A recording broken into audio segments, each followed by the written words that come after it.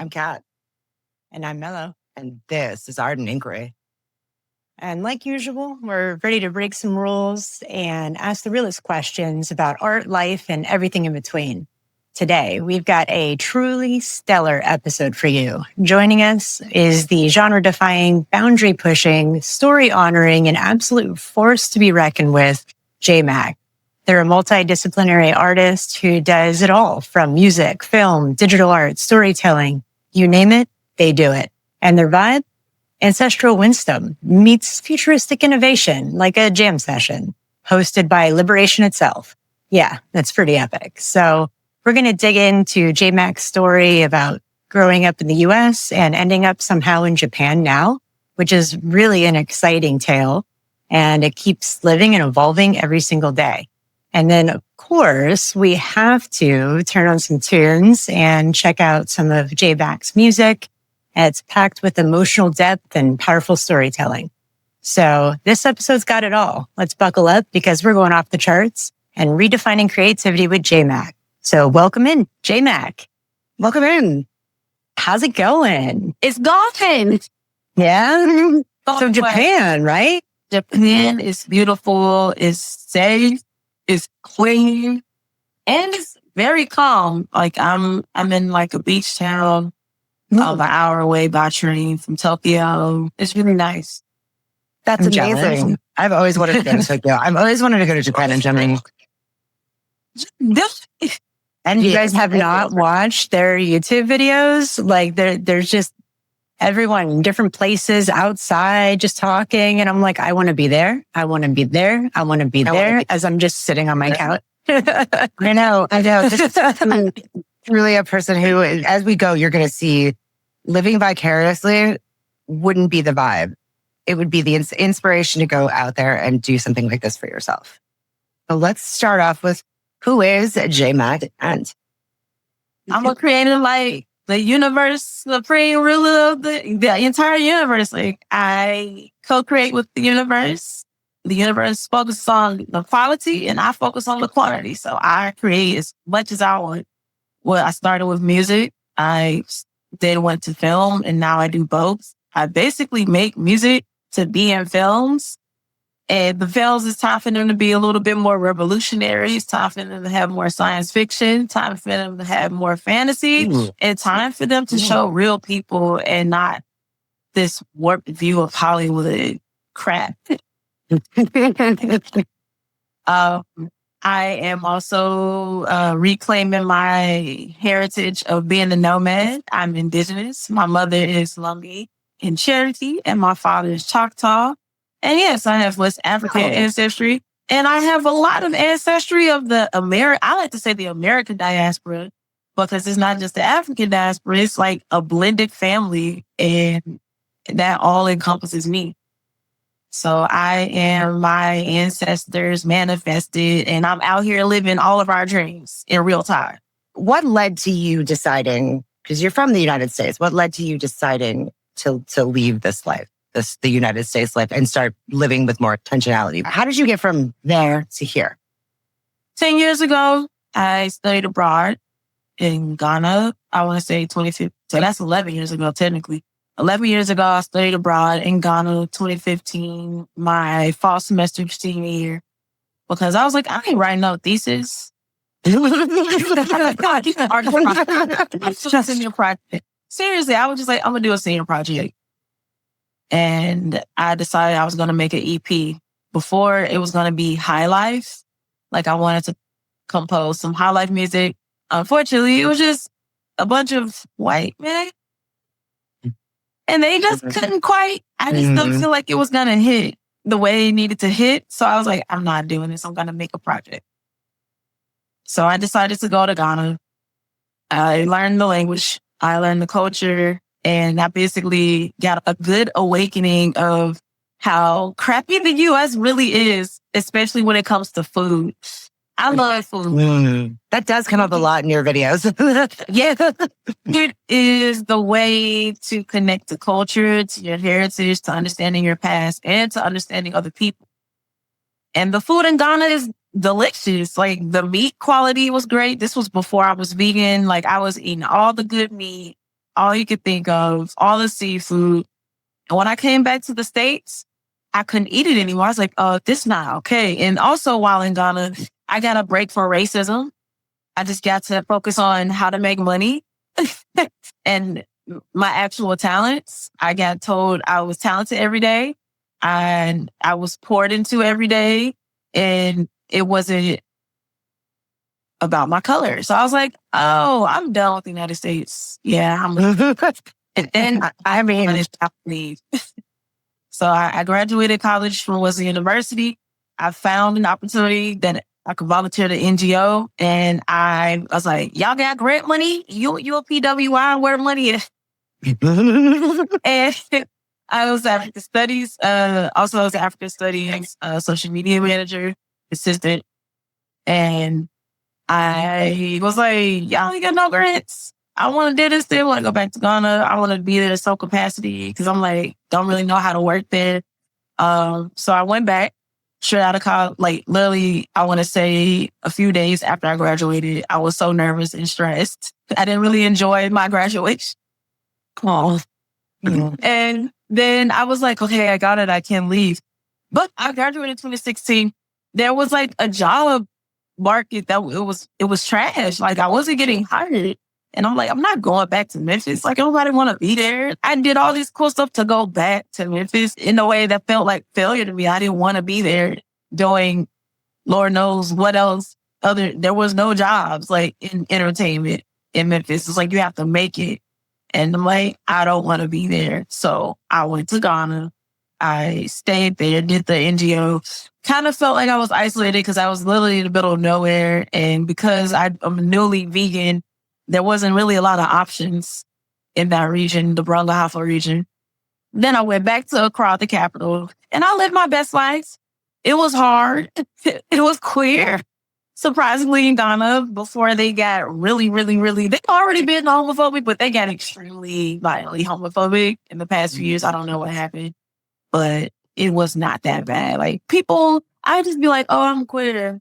I'm nobody. They're like, oh, that's so cool. They didn't know what that is. Yeah. They be like, are you gay? Are you lesbian? I'm like, no, technically no. Because I understood the language and I learned the language when I did study abroad. I just knew how to like be seen. Like it is a privilege to be an American citizen and be queer in other countries, but you still need to be careful. However, I wasn't so pressed about that. After that moment, I was like, I don't want to live in America. I just need to make a lot of money and leave. And every time I kept trying to do that, it's like the people around me, I don't want to say NPCs, like non-important characters, but I would like to say agents of the Matrix.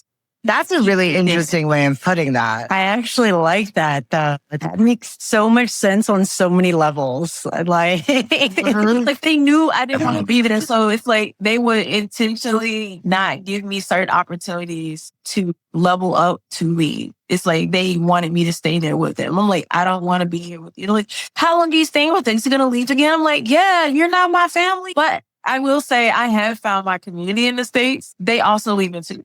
Everybody's leaving. Nobody wants to be in. I would say the moment we found out and got to touch more grass and got to really tap into our spirituality also is a part of this. It was just like, yo, the U.S. is living in a very unnatural way. And I ain't talking about the Bible because I'm talking about just like how we treat each other. We're not using the principles of reciprocity. We're not actually being a real community. We have people who are houseless. I'm not going to say homeless because homeless within. We have people who are houseless. Tough love does not actually effectively change anything. Finland might have a population of 5,620,000. Yes, I looked it up. They were able, yes, it's a state. Okay. But they still were able to solve homelessness and without prerequisites. Yeah. And people there are also dealing with the fentanyl problem as well and have been long before the U.S. So in the United States, there is no longer an excuse for people to not have clean water in the United States. There is no reason for housing to be slum. There's zero excuses for things to still be messed up at this point. We have enough money. We have enough resources. We have brilliant minds and talent. There is zero excuse for the United States to be a third world country. It's always been a third world country. For a vast majority of the population, I agree. I mean, there's an explanation, not an excuse, and it's capitalism and oligarchy. It's an explanation. It's not an excuse.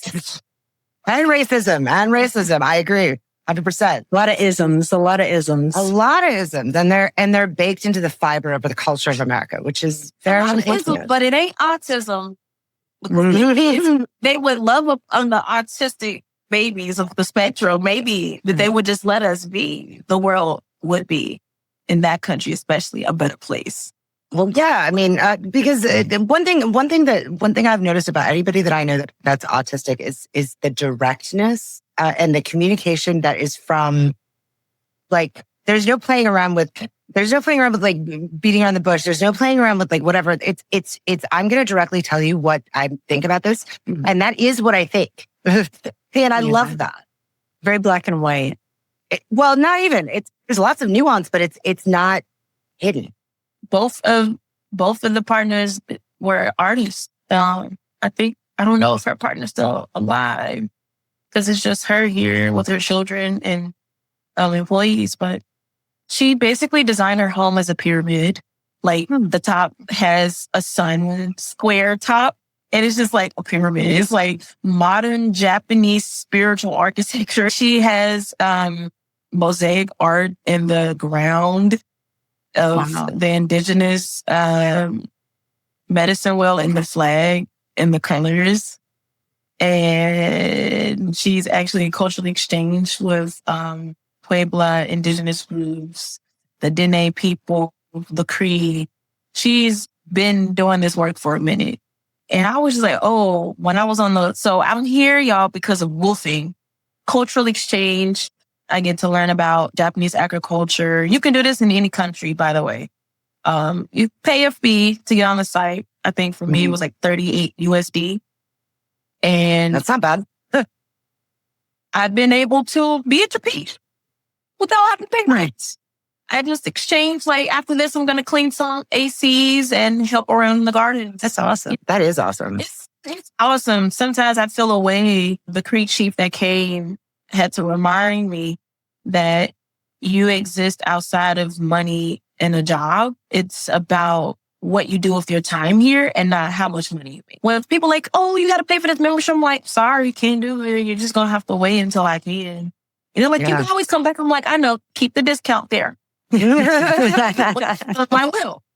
Just got to figure out this music business thing. But yeah, long story short, that's why I love. I mean, it's an awesome reason. You're very inspiring to me. I've been watching a lot of your content today, and you're very inspiring for me because it takes so much self-awareness and guts and just like being aware of who you are and aware of what you need. And like what the other word that I'm looking for here is, I guess, determined. The determination that's there, the strength that's there, that comes through with this. And I think based on your content, which we'll link everything in our companion blog post so that you can check all this stuff out too. Based on your content, though, it seems as though it feeds itself. Like feeding your own spirituality feeds what makes you able to do things like this.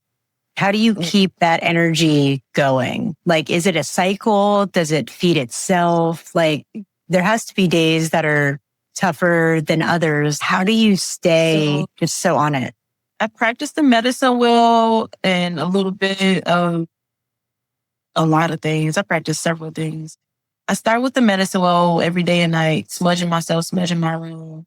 And then in the different directions. Yes, the cardinal directions. And then I learned recently there's actually 7 directions. So there's the upper forever, there's the downer forever, and then there's the inner. So those are the 3 other directions outside of the cardinal directions. So I smudge all of those places. Also, a connection to Ifa, which is a Yoruba spirituality. I'm not going to say a religion because when things become a religion, they become, in a way, a problem. Like, they become an institution. Spirituality is not supposed to be religion. It's a system, but it's not necessarily like rigid. If spirituality isn't liberating you, that's not spirituality. Right. Ifa, the first initiation is birth, but it's primarily connected to people of the diaspora. and a lot of people in the American diaspora because of the transatlantic slave trade. And before the transatlantic slave trade, we have indigenous navigators who have been using the trade winds and the currents for thousands of years. Before big ships, we had big canoes, like you see in Moana. That is not a reference I expected to come out of this, but yeah, people will know that. People will know that. That's navigate of this world and not just a specific continent. Spirituality, it's a continuous process. It's a flow. It's basically, when they say flow like water, it's like, don't go against the current, go with the current. You're going to have obstacles, but sometimes you got to move around it. You got to go through it. You got to over time, weed it away, weather it, erode it like a rock. You really move like water. Water is powerful, right? Water brings life. So I will cleanse my Ori, which is the head, just like pray to your Ori. That's literally your spirit. But in a way, it's just like your spirit is here. So it's just like basically pouring into yourself every day, being honest. I journal 3 pages every day. I wake up from the artist way. Going to touch grass. I know people say hug trees. I don't hug trees. Same. I don't want to be touched. Like, don't touch it. Like, unless I want to, yeah. And I just be like, okay. So I can feel everybody's energy. I can't be touching everybody. I also don't really like handshaking. And I, spiritually, like, I don't like looking people directly in the eye. I'll look at your forehead before I look you directly in the eye, because that's kind of how people can go inside of you in a way. Basically, go in the upside down world of how we're supposed to be in the natural world. No, you're not supposed to look people in the eye. You're supposed to respect people's spirituality. You're supposed to respect nature. You're supposed to help your neighbor, because you're supposed to love others like you would the creator. I'm not. So if you love in the creator, like, you're the creator too. You're not separate. You don't separate spirit and the physical. It's all together. When we go to sleep and dream, the spirit world and the physical world meet. That's the dream world. So it's like a whole diagram. The cross is in there. There's like several different sigils, but it's literally like, this is the spirit world. There are 2 circles. There are 2 dots in the middle, the spirit world, the physical world. Then they meet, which is us in this realm right now. And it's just like, we're all connected. Every reaction, every cause, that's like karma. But like, literally every action that you take has a reaction. So it's like, why are you intentionally putting out bad crap to other people when it can come back to you in a whole other way, or you're holding that energy? So it's a practice. It's every day. It's an everyday thing. Cause I ain't gonna lie, like, I feel like I would like to have money right now. So if they keep asking me where I'm leaving, I'm like, I can just pay you rent. And help out every now and then. But I actually would like to live in this area. They come visit you and work here sometimes, and like do artistic stuff, maybe teach music production, teach how to make your own films with what you have instead of trying to use a big camera that's expensive and out of reach. Do you think people get really bogged down with stuff like what tools that they're going to use? Yeah, the money thing is it's very unfortunate. Money is, I've always considered money to be very unfortunate, because it's not anything. It's just something that we've all agreed means something, but it doesn't really. It's time. It's time. It represents time. Yeah, that's true. It does represent time. Yeah, that's true. But it's so distorted, right? It is so distorted, because why is my time worth less than someone else's time? So capitalism wasn't meant to be that way. People like, capitalism, this capitalism, like, we always created, like, we used to exchange shells, but then you have this person being greedy. That's when it becomes a problem. It has everything to do with how people are doing things inside, and it comes out. They get a little egotistical. They start thinking only with their mind and not their hearts. That's basically disconnecting spirit. 100%. It's the more you look at people, if you take a look at people who, I'm not going to name any specific names, but people in the administration that are doing wrong things, and you take a look at them, and I mean, I don't think that those people have spoken from the hearts ever, or even would know how. And that's something that is vitally missing. And I don't know why. I was about to say, I don't know why more people aren't noticing, but people are noticing. Like, all around the world, people are noticing things like this. And that's The only thing, honestly, that makes me think that it's not completely effed up. Because Or that there's hope. yeah, that There's hope. Exactly. Like that there's hope, because this problem, this thing that is happening in America right now, this is drawing out people who want to do something different. And that's the only thing that's giving me hope, to be fair. Now, you mentioned, J-Mac, that one of the things that you do in the mornings is journaling, and you referenced the artist way. I think it was like on your Bandcamp, maybe you had some posts like referencing the artist way. Can you tell us, assuming you're talking about the book, and any practices that you learned from it that you felt really, oh, that was a huge aha for me, or that made a big difference? I like to call it brain dump, but sometimes I'll make this song. I like have this song. I just like brain dump, like backpack. But I'm like brain dump. I just like everything that was in my brain, dump it. I'll write my dreams down also. So that's technically like 6 pages or blended 3 pages.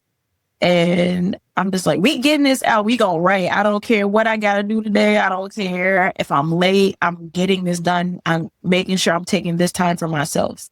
In a way, it's like meditation for me.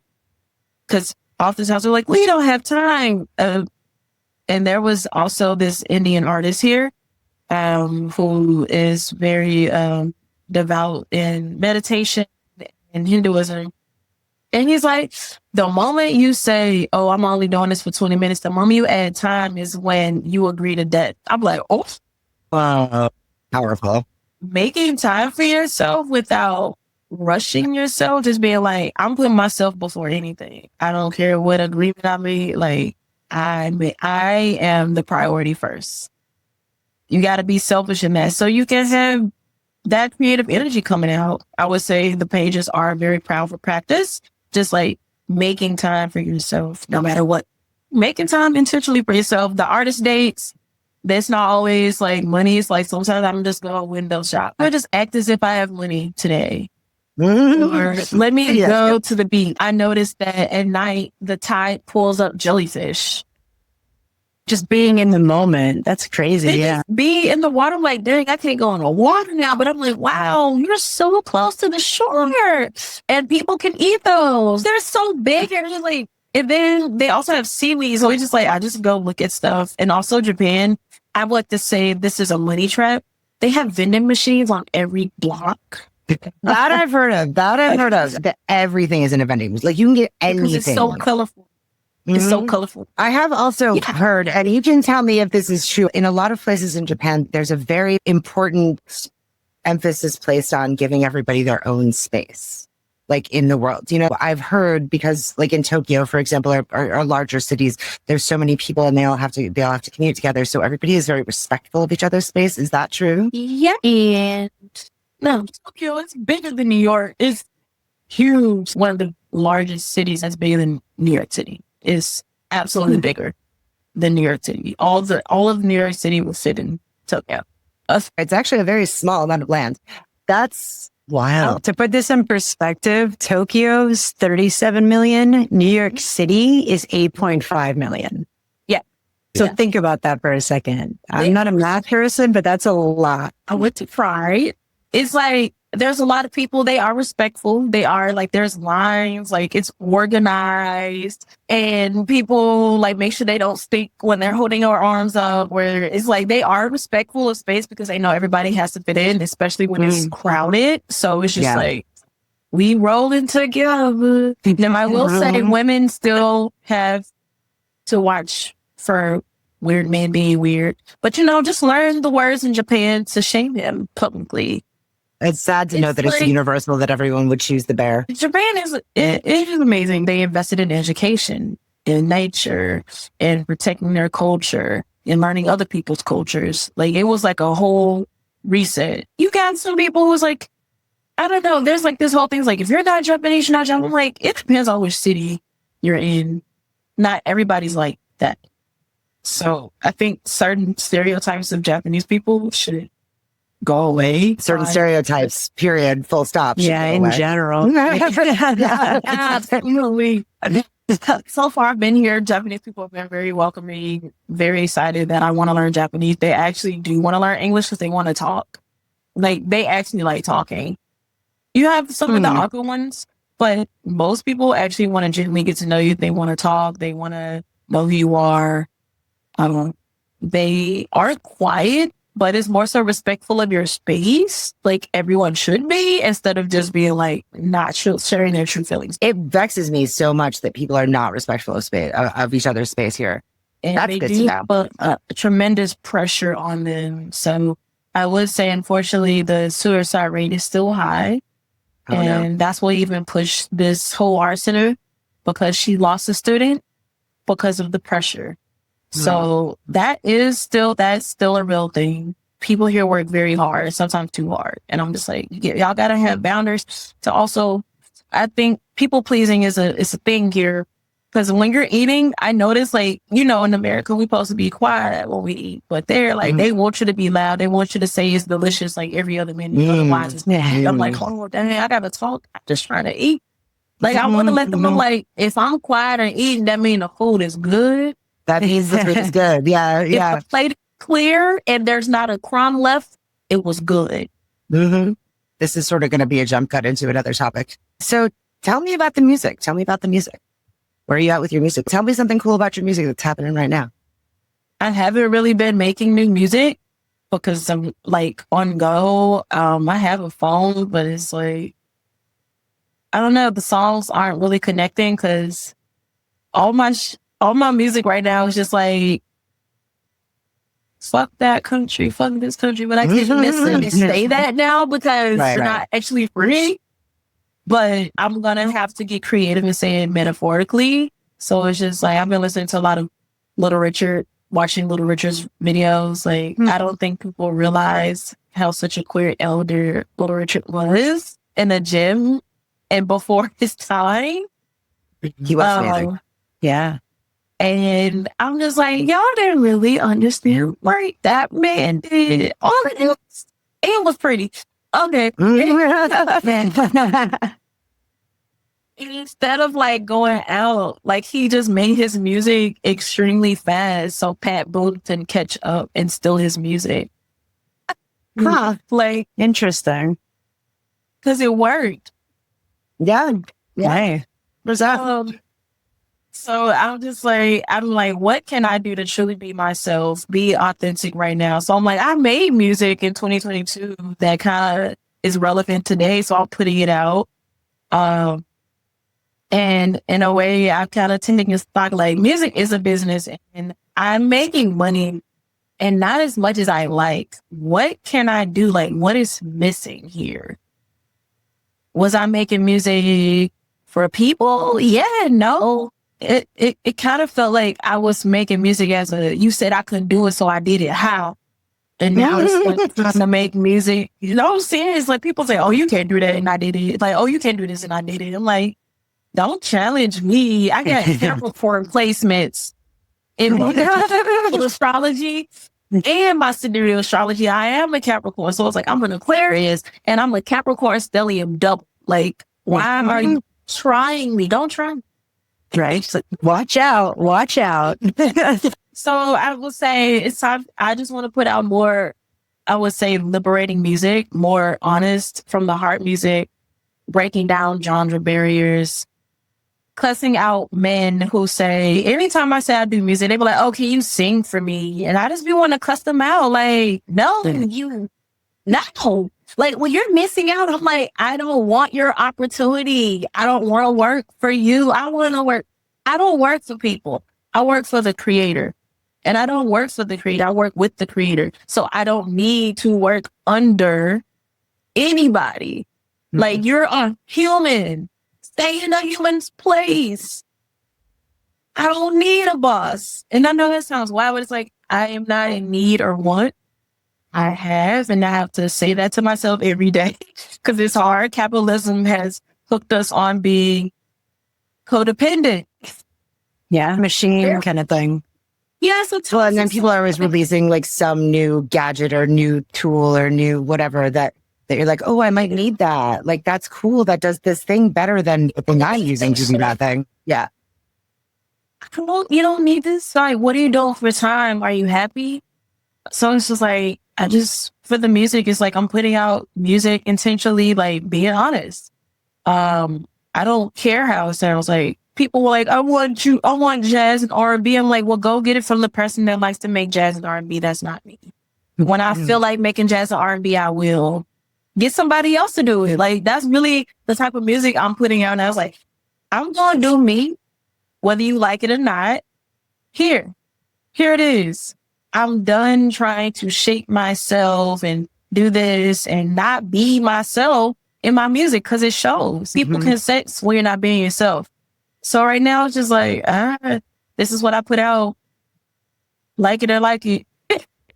That resonates with anybody who creates or does anything. It doesn't even just have to be music. As you're describing that feeling of like, well, this is what I do. This is what I want to do. I remember vividly feeling that way in multiple conversations. If it's like working on a project or considering a new client. And it's like, I technically could do that. Yes, but that's not what I do. Like, that's not what I enjoy doing. That's not what I want to do. You have to find that balance. So I think that's really powerful to live by that. You were talking about just like doing things for you, like what you create, what you do. It's not taking orders from someone else kind of thing. America has a problem. I think the music industry especially have a problem. And sometimes I would say the whole music industry has a problem with like, this is the way it's done. This is how it has to be. And I'm just like, well, that's not music. Music is spiritual. It is. Yeah. True. So how you gonna tell spirit what spirit gonna do? You can't tell spirit. Like I tell my spirit what we doing to get there, but you can't tell my spirit what to do. Like my mama don't tell me what to produce. I don't listen to my dad at all. Like I love him, but he's just like a little bit brainwashed for certain things. And I love him, but it comes from a certain era and I just don't believe in what he believes in. And I do me. I've always done me. Like, I don't ask them for permission to leave the country. I left and I told them later. Oh, I'm like, hey, I left. Wow. Because in the artist way, is this term called crazy makers and blockers. We have crazy makers who intentionally sabotage you when they know you're building and creating because there's something that they're insecure about. Or like I like to say a matrix agent, and they're acting on a system, even when you're like building something. Like, I don't even tell people what I'm doing anymore. I just do it and be like, oh, I did this. I'm not going to tell you what I'm doing anymore, because I notice when you tell your environment, it's like quantum physics. You tell your environment what you're doing, it completely, in a way, blocks it. So it's just like, just do it. It's like, even since in the artist way, don't even tell people what you're writing down. Like, never share your journals. Never share your artist way journal with anybody. Keep them outside. It's between you and the creator. So what I create is between me and the creator. If we're making this film and it's already created and I'm the director and it's on the call sheet, what's not on the call sheet ain't on the call sheet. It's not a script, ain't in the script. I'm open for suggestions that make sense and are in alignment. But the hypercritical intentional blocking, the intentional sabotaging, I'm not taking that anymore. And I think a lot of people are waking up to that. It's like, even on social media, like, I find that you're always like complaining, and I'm like, or I'm telling the truth. I'm expressing life. Well, maybe if you did, I'm like, you can support me now. There's been links in my bio for you to buy my music, to look at my website. Everybody knows that coming here know that I'm doing it. You've been watching my page for 90 days and you still ain't buy my music? It's weird. That's matrix agent energy. You either want to support somebody or you don't. There is no in between. This reminds me of something that you were saying in one of your most recent videos. You were talking about cutting people out of your life, the matrix agents. You didn't mention it that way in the video, but like the matrix agents out of your life so that you could be and keep in your life, not necessarily like everyone always had to be positive, but rather like you wanted to have people around you that weren't specifically bringing up noise, essentially. Like you were trying to reduce the noise of other people's sort of, oh, but why not this? But why not this? But why not this? And that sort of thing. That really resonated with me. That was one of the things I was listening to earlier that I was like, oh, this is going to be a good conversation. And it's nice to know that wasn't just that day. Like that definitely is something that you feel deeply in your heart. The creative came and did a workshop. It was like, you chose your parents, you chose the suffering. And like the root word of suffering in English, the Latin context is to allow. It's not necessarily you are choosing to punish yourself. It's about you're going through these obstacles so you can have this medicine to give to others.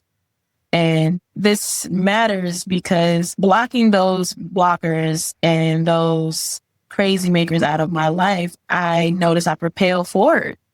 And when I got into certain relationships and I kind of got distracted, I allowed the distraction. So now I know that now, and those lessons, I'm now able to help other people do the same thing. Everyone is a creator. You don't have to be a musician. You don't have to be this. You just being alive and breathing, if you're able, you can create. So that's what it's about. I'm happy when I'm creating. And when I'm not, people are like, oh, I just need you to play this and this and this and this and this and this. And I'm just like, no.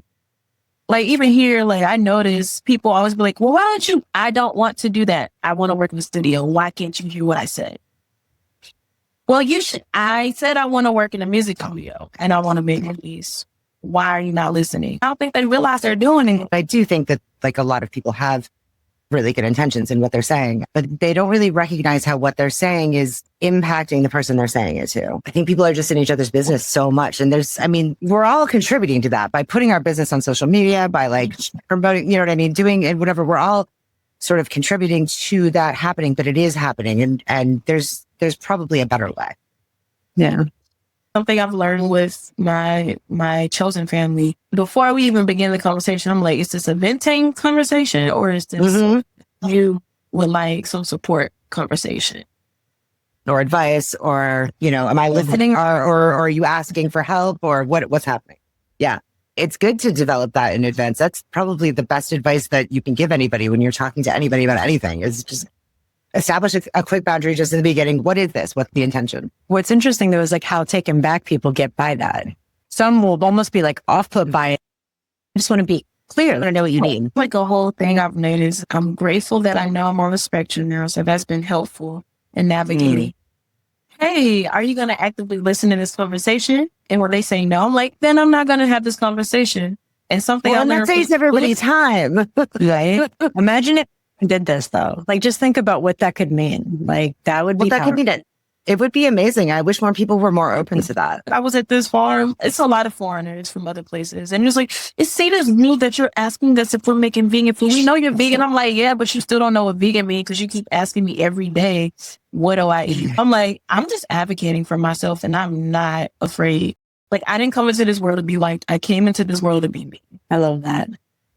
And I feel like a lot of that is also very, very prominent in your music. Like it feels like we're almost inside your head in a lot of the tracks that I've heard and stuff like that. So we're going to listen to one of J Mack's tracks, Crash Out. So we're going to listen to it end to end. And this is available just about anywhere, actually. We'll make sure we have the links in the podcast companion guides for this episode. Make sure you check it out too, but listen with us, then we're going to chat about it. Welcome back. I look at this Crash Out song. I just want to start by saying thank you for making this because it's a vibe.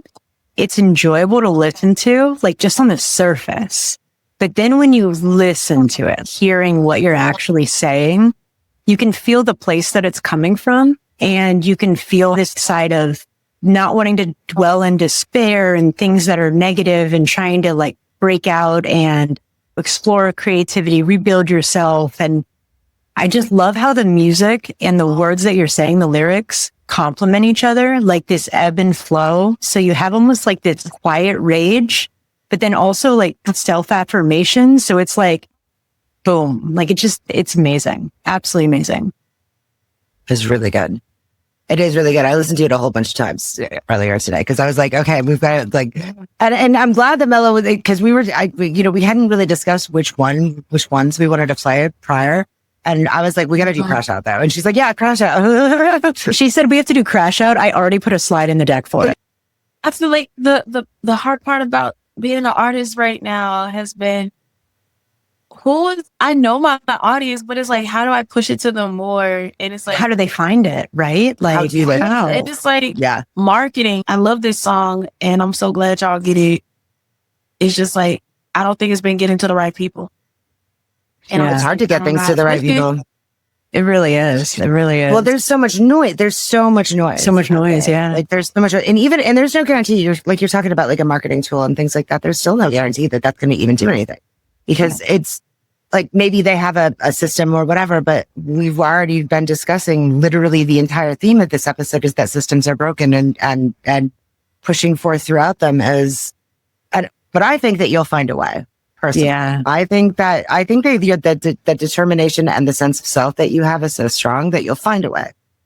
I'm trying to figure out how to put that energy into my performances, because right now I can't even play the piano right now. Like, I don't know what's happening, but it's just like, I do know what's happening. I kind of wrote about it today, but I'm just like, I think I'm still like healing through the trauma of growing up in Memphis and like blatantly being compared to every other musician there. Growing up, just like, well, you should sing like this. You should do it like this. You should play like this person. You got to play it like this. You got to play it like that. And like, I went to Stax Academy, and there's amazingly dope, talented people all there. Like, we're all amazingly dope and talented. And then I had imposter syndrome at an early age. So it was just like, Oh, that brought it up. Because yesterday she was like, play. You need to practice. And because I was like, I couldn't remember a song. She's like, play from the heart. I'm like, it's all, I wouldn't say it's depressed, but it's like, I kept playing a lot of, okay, I'm about to sound like a music nerd now. I played a lot of diminished and augmented notes, like on purpose, because that's really how I feel. Like sometimes it would be major, minor, and then it would go back to augmented and diminished notes. Because that's literally how my energy flows. It's like an ebb and flow. Yeah. Healing isn't linear. It's going like this. No, it's not. Literally how I feel right now. It's like, I'm happy and I'm grateful. And I also am ready to thrive now. I'm thriving now. And light is late, which means everything we're saying is late. So it's like, I have it now, and I can't let what I don't see determine what I'm experiencing. And it's like, what the is supposed to oh my God. Light is late. Yeah. Light is late. Oh my, that's beautiful. Yeah. I love the way you just said that. That light is late. And I feel that. I know exactly what that means. He's like, the light is late. He's like, when you see the star, what you see is late. It's just now getting to you. That star has already moved on. Right. Yeah. Don't allow what you see to determine what you are experiencing from your heart. So I'm like, what I gotta do? I gotta just keep doing things from the heart. So even when people ain't gonna like it, I care about your feelings, and this is coming from my heart. And I am going to, of course, say things from the heart with empathy and compassion, and be honest. I think honesty is compassionate. I think being like, it's, to me, even little white lies that's not good. Like, that's No. I mean, I do have trust issues and whatever else, and that's my own little journey and my sense of healing and whatever else. But one of the things that I learned upon that journey is that honesty that's how you are truthful with someone. That's how you can be present with them. So I feel you. It really comes down to a choice, right? Are you choosing to be honest with yourself or the other person? And just who are you going to lie to?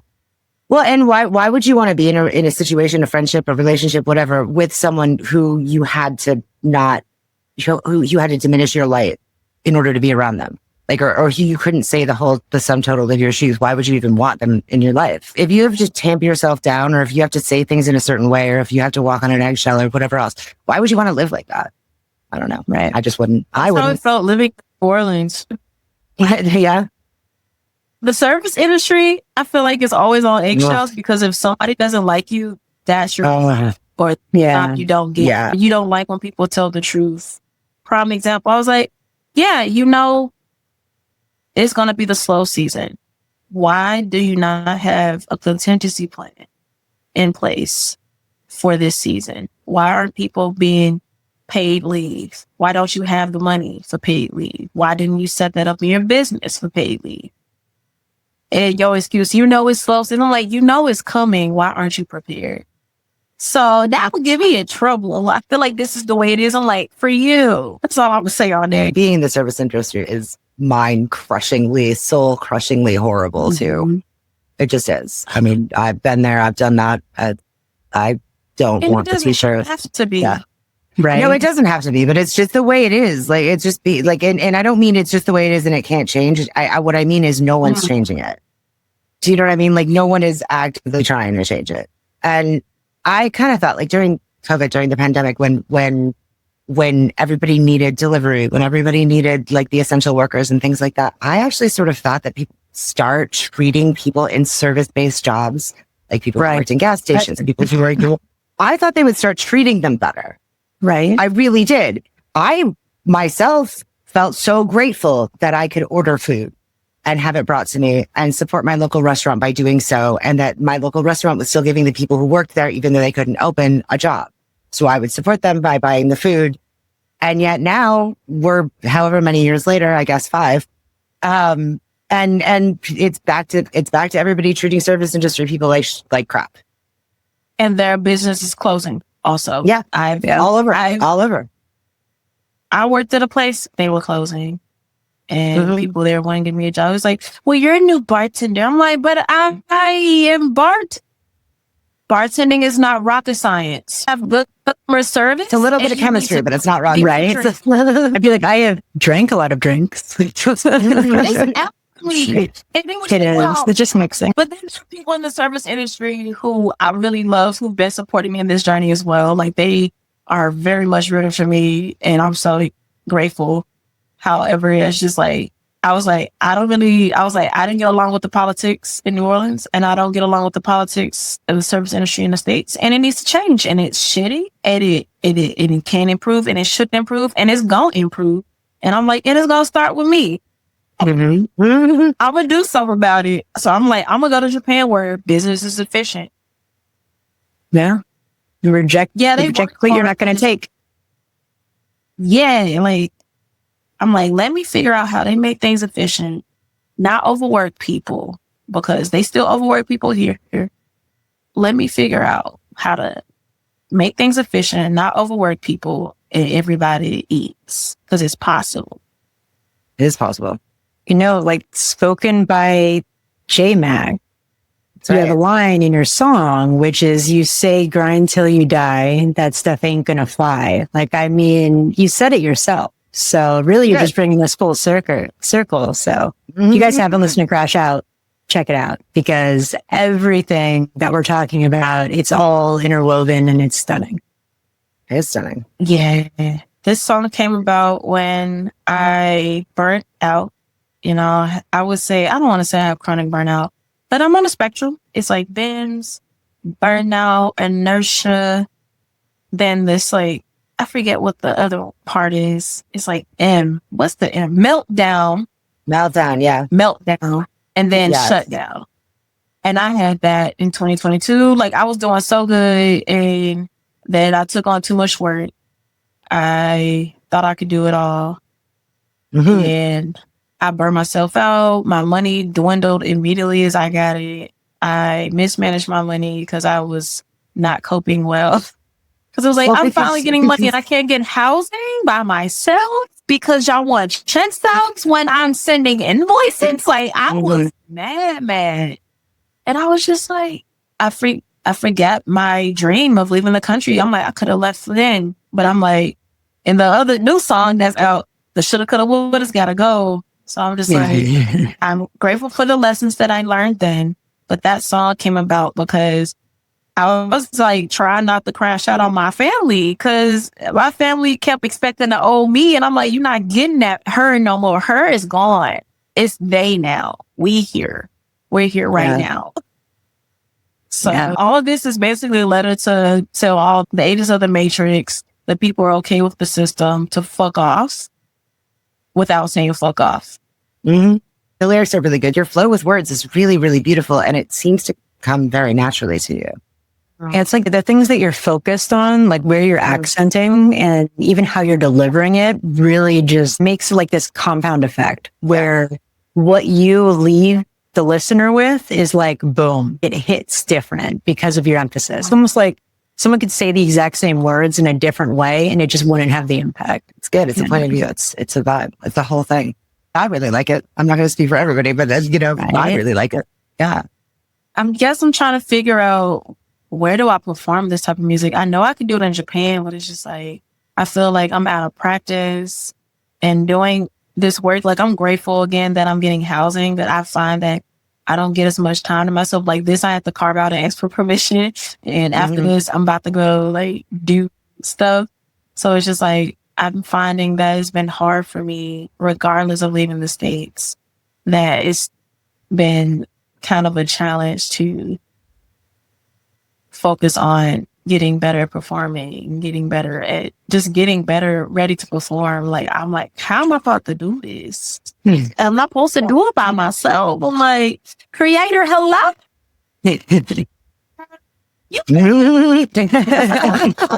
Paging, creator, please show up.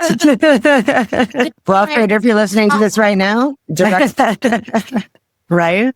The creator create this whole situation. The creator is such a Virgo rising. Like, the creator is all signs. The creator is all signs. The creator literally is the best planner of them all and planned all this thing. So I'm like, what is this experience teaching me? What is this for me to know? Well, I know that I like to have money for freedom, not necessarily to buy things, just to be able to do what I want when I want. You do have this other song that you recently released. I think we have it inside the blog post. You'll be able to listen to it. I do want to know kind of like the background behind this song as a spoiler for everybody. And then they have to go check it out and then see what they on your page. I took a microdose. I felt that I had to microdose in order to be in the sunken place, which is my hometown. Because it's like, I'm a different me now. I'm new. And I'm in a place that expected me to be the old me. And it was just like, so it was like, in order to like keep myself where I was like, I'm doing this and I'm going to speak from my heart. So that helped me. It basically opened me up to be able to speak from the heart without trying to people please, without trying to block myself, without overthinking, without criticism. I literally did this song all first takes, and I just like layered it. Like, this is all from flow. Everyone talks about being in flow, especially from the artist way, but when you're in flow, you're with the creator co-creating. Mm-hmm. And you could tell that I was kind of getting out of it when I ended it with, this is a terrible song. I really said, this is like, I basically recorded this whole song explicitly. Mm-hmm. Oh wait, this is all explicit now. I'm thinking of Crash Out. Crash Out was actually recorded explicit. I haven't released that version yet. And then I went back and re-edited it. But this one is just all raw, no edits, just straight dot, layered. This is how I felt. This is what I was thinking. This is what I was envisioning. Like, I was thinking like, I'm going to be a punk rock version of Maroon 5. Like when you go, oh my God, and then the key, I was embodying just myself. And then I looked at Little Richard's interviews. I was like, oh yeah, that's me. Binary.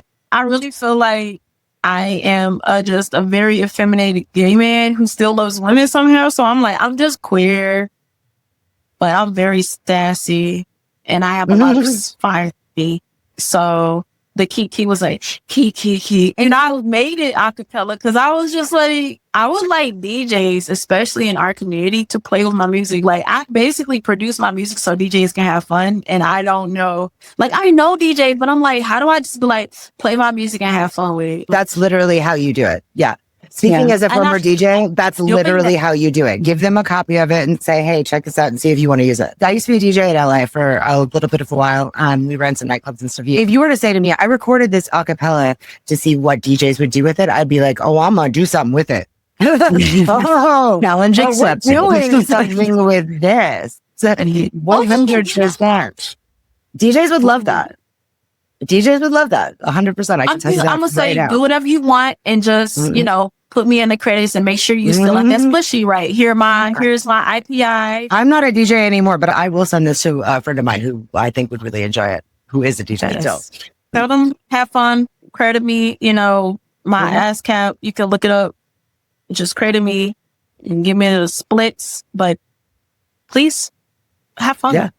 Yeah, this song is absolutely amazing. It is really good. What I really like about it is it almost has like this hypnotic feel to it. Like you almost feel like you're getting lost, but in a good way. It feels like a ritual. It honestly feels like a ritual. Like it's very like, and there's moments where you're feeling like you're being pulled down, like almost into a valley, but then you're being with like euphoria. Like it's kind of wild. Like it's visceral. It's very visceral. And it complements social media a little bit. Not complements like, oh, I love you, social media, but almost if you think about like, no, it feels like what social media feels like. There's all this stuff going on too. So it's almost like you're trying to find legitimacy, but questioning things. It's very wild. Very wild. Yeah. It's really good. You should totally listen to it. Listen to this song because even now with TikTok, people are like, why am I even doing this? I see people making money, but like, what is the point?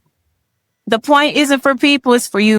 If you can communicate something, I mean, I guess people get really bogged down in stuff like followers and making money and all of that. And I mean, wouldn't that be great? Like if you could have like an income from doing things like that, that would be amazing. Like 100%, that would be brilliant. I'm not going to give advice because I don't have that myself. So, I've watched a lot of information about it. And what it's told me is that no one formula is going to make it happen. It happens if it happens. And that's part of being like one with the creator, part of being one with, intention. Why you focus on the quantity and not the quality. And I know that sounds wild. I love that. You got to throw things at the wall to see what sticks. You have to see what resonates because you just never know.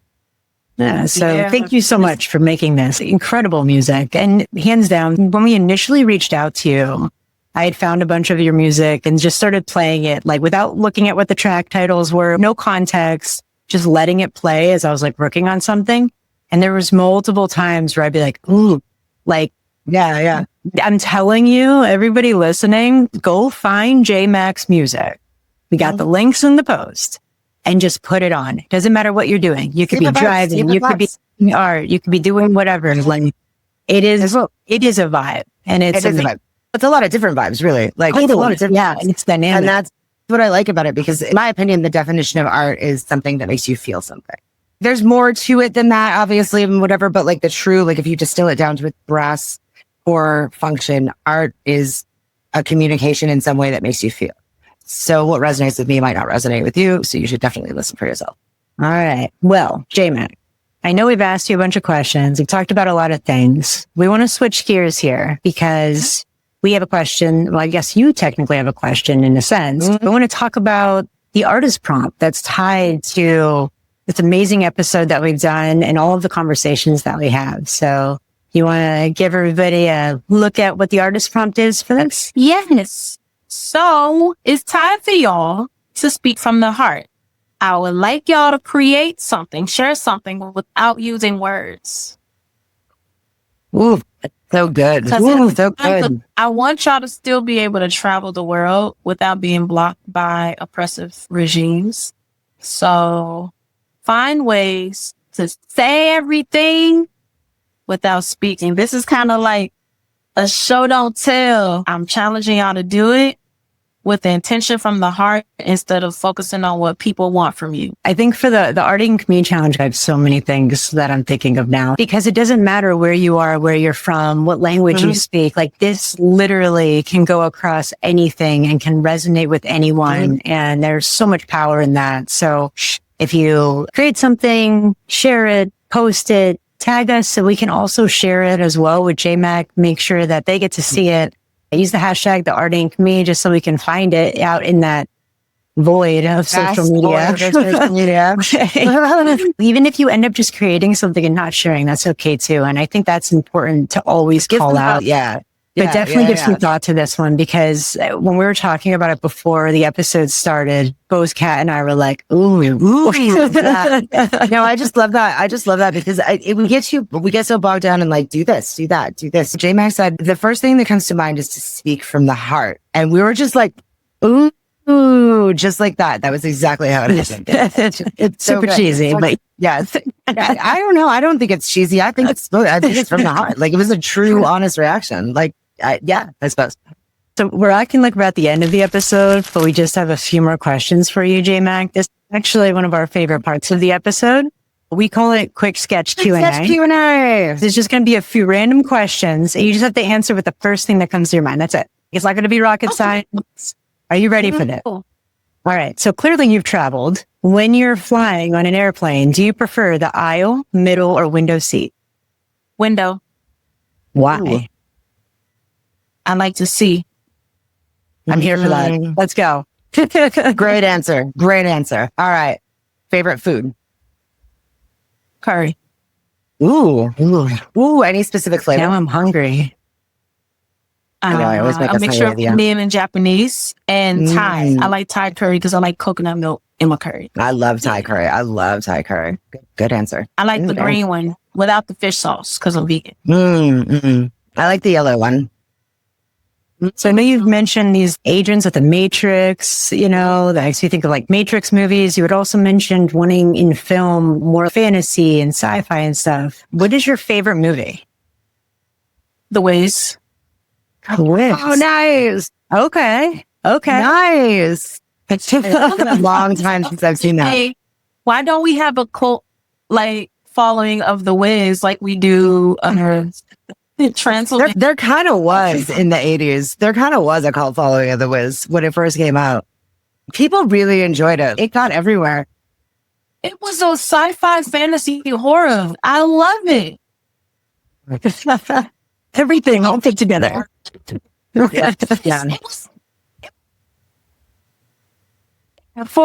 that suspense, it had drama, it had healing, it had a coming of age for a 30-year-old. Like, people didn't peep that. She was in her 30s trying to live her life, and her mama just wanted her to get married. And she's like, I'm just living my life, girl. Like, I feel like that's what we going through now as millennials. Like, it's so relevant. And also to see people who look like me be talented and thriving and artistic. And my favorite song, Don't Bring Bad News. No. No bad news.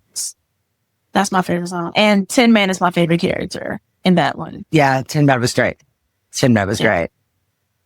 If you could play any instrument that you've never played before, what would it be? Saxophone. Ooh, I like that. I don't think I saw that coming, actually. But I did not either. I guess you already know how to play some instruments, though, too. Oh, from the standpoint of traveling, a saxophone is lighter. Like, at first I was there you go. And that's okay. I played the cornet and then I lost it it's a long story. Lost it. I didn't really lose it. I just had a real friend and a bad roommate, and now it's gone. But I will say a saxophone is lighter. It's lighter, is the reeds makes it easier to breathe into in a play, and I already know how to read and write for it. So it's like, bro, I play the saxophone all day. Love that saxophone. I could pick it up and play it, and people like, oh, like I don't have to tune a piano. Yeah, I lived in New York City for a short period of time. When I was leaving, I had the windows opened, because I was trying to air out the room, get rid of the me of it all, because I was sort of trying to just say goodbye to the space. And this was up on the 25th floor, and I could hear wafting up through the alleyways this just like single mournful saxophone. There's always a lot of street musicians in New York. But it was the single mournful saxophone. It was like 5 a.m. and it was just the most beautiful, most poignant thing that I've ever heard in my life. The saxophone just has a very special place in my heart. Were you near Harlem? Actually, yeah, I was a little bit near Harlem. I was just south of Harlem. Yeah. That's like a picturesque film moment in real life. It was. right? Yeah, it was. That's what I was just thinking. I'm like, I feel like I've seen this in a movie. This literally happened to me. I will never forget it. I was like 19 years old. I will never forget it. It was amazing.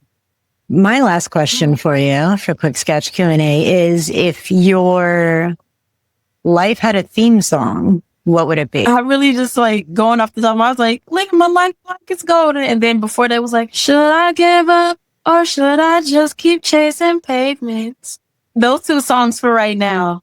I kind of want to go to a karaoke bar with J-Mac because we crushed it. I know. I'm like, seriously? They would crush it. They would crush it. I would try. Are you kidding? I would just be like the hype man the whole time. Fun fact, Donna, karaoke was on the stage outside and I was always singing Juicy. That was actually literally going to be my next question, was Don't You Karaoke song.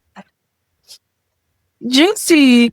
It used to be Juicy until I found out what Biggie Smalls was as a person. So now it's whoop the keys to the Jeep. Roll, you know. I love it. Sometimes I'll get very challenging and I'll sing Whitney Houston or Shaka Khan because Oh, really? I got the ball. I got the That ball. does take nerve. Yeah. The other is actually harder because she sings so fast. People don't realize she sings so fast. So fast. She does. If you don't know that much about music and you listen to Beyonce, it doesn't sound as complicated as it is. You know what I mean? But she makes it sound easy, but it's very complex. Yeah. She's got a beautiful voice too. Beyonce is the hardest song. Wild. I know people like, but you said Whitney. I'm like, I can get to Whitney. I can get to Shaka. But Beyonce, if it's not a slow song, it's like, it's still. Well, and then you got to think she's dancing the whole time too. Like, that's wild. Yeah. Like she's dancing the whole time and she's not. It's not just like a box step, not just a little dance that she's doing. She's doing, her whole body is moving. And that's just so much breath control. Like, oh my gosh. Yeah. I honestly, if somebody wanted to train me, I'm like, make me sing Beyonce songs while dancing. That'll get me into shape. Honestly, yeah. To sing and dance right now, I'm like, I can do it. But I feel like if I started, I know it's not my music, but it's just like, I still feel like a lot of my music, I want it to be danceable because I'm a really great dancer. But it's like a lot of my music, how do I make danceable music when I'm like rage? Like it's just teenage rage coming out. Like, how do I do that? How do I make teenage rage danceable music? I have no doubt that you'll figure it out. A lot of your music already touches on it in a very cool and I think a digestible way, which is good. And I think it's important that it also can be heard and appreciated by a lot of different people. So I think I really, really look forward to seeing what else you continue to create. And this has been just an amazing conversation. Just to hear your story, all of the places that we went today, if you think about it, like we talked about some of life's messiest moments, right? Creativity and chaos, life lessons from travel, spiritual growth. And I think really what resonates with me is making your own path when the world says it can't be done is okay. And it should be done. And just being honest and true to yourself. So thank you so much for sharing that with us. Thank you. And with that, I'm Mello. And I'm Kat. And I'm Jamie. And this is Art Inquiry.